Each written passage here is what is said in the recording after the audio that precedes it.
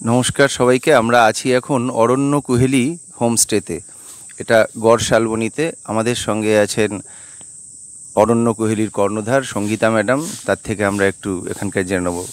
আপনাকে স্বাগত আমার আরণ্যক শুভ চ্যানেলে। তা ম্যাডাম একটু হ্যাঁ, গুড মর্নিং।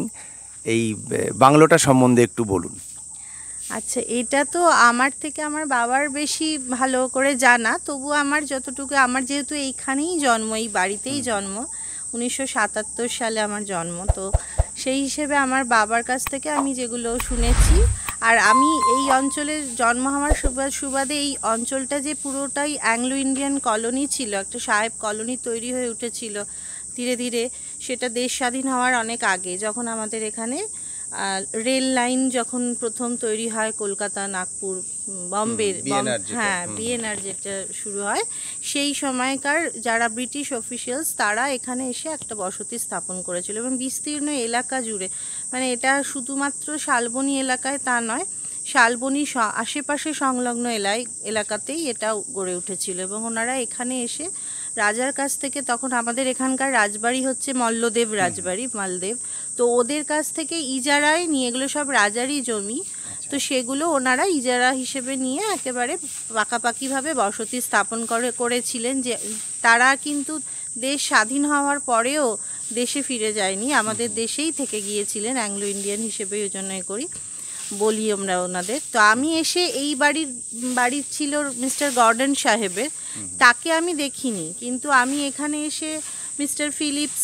মিস্টার মিলার সাহেব, তারপরে ডেজি মেম সাহেব, এনাদের কিন্তু আমি এখানে পেয়েছি আমার ছোটোবেলায়।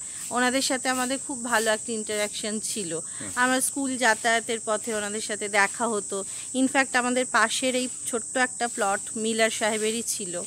তো এরকমভাবে আমরা ওনাদেরকে পেয়েছি। তো আমার বাবা 3 নম্বর হাত বদল হয়ে আর কি বাবার কাছে এসে পৌঁছেছেন।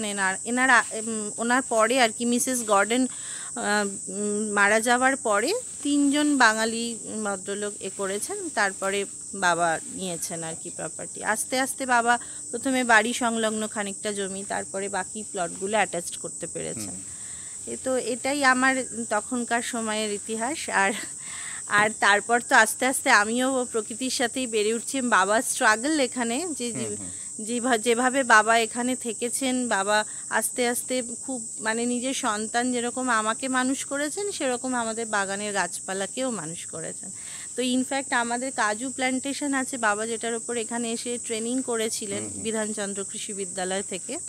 তো সেই কাজু প্ল্যান্টেশনে অলমোস্ট সব কাজু গাছই প্রায়, যেগুলো একটু বড় হয়ে গেছে, সেগুলো সব আমারই বয়সী প্রায়, বা আমার থেকে 1-2 বছরের ছোট হবে। তো আমার তো এই নেচারেই বেড়ে ওঠা, এরাই আমার বন্ধু। হ্যাঁ, দেখছিলাম কালকে আপনি যখন হাতিগুলো এসছিল আর কি, তখন আপনি প্রায় অকুতোভয় হয়ে বেরিয়ে যাচ্ছিলেন এবং ওদেরকে, আসলে অনেক ছোটবেলা থেকে ওদের দেখছি, তো ওদের নেচারটা কিছুটা বুঝতে পারি। হাতি এত উপদ্রব আগে কখনো ছিল না, এখন যত দিন যাচ্ছে ওদের উপদ্রব বাড়ছে। মানে এর কারণটা কি আর কি?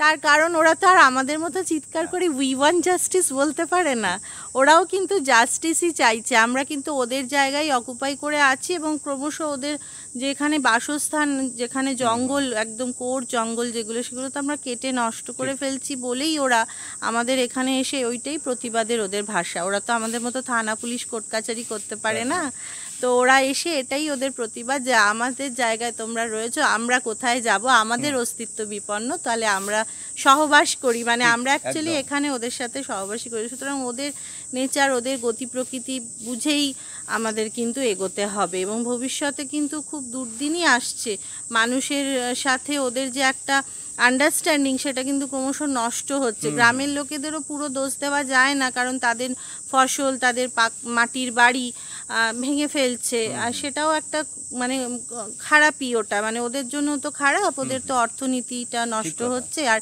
যতটা পরিমাণে ক্ষতিপূরণ বা ফরেস্ট ডিপার্টমেন্ট, বন দপ্তরের সাহায্য দরকার, ততটা পরিমাণ তারাও করছে না। তার ফলে ওরাও অনেক বেশি ক্ষেপে উঠছে। আর হাতিরাও তো দেখছে যে না, আমাদের তো চলছে না পেট, এত বড় শরীর, কি করে ওরা এতগুলো করে কাটাবে। বর্ষাকালের পরেই তো ধানের সিজন, ফসলের সিজন, তখন ওরা গ্রামে গ্রামে অত্যাচার করে। এখন ওরা আমাদের বাগানে আসছে কারণ আমাদের আম, কাঁঠাল এইসব পাওয়ার জন্য।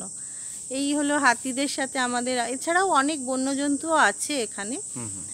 শেয়াল তো আছেই, হায়না প্রজাতির একটা আছে এখানে লোকাল, মানে কি হুড়ার বলছেন হ্যাঁ আপনি? হুড়ার বলছে, সেটা আছে। তারপরে বুনো শুয়োর তো প্রচুরই আছে, তারা তো দলে দলেই আসে। তো ওরা অ্যাকচুয়ালি মানুষকে অ্যাভয়েডই করে, আমাদের থেকে ওরা দূরেই থাকে। তো কোনো কোনো সময় সামনে পড়ে গেলে তখন মুশকিলই হয়। মানে এইখানে এই আপনার অরণ্য কুহেলিতে যারা আসবে, মানে আপনাদের এই অরণ্য কুহেলির ইউএসপি হচ্ছে হাতি।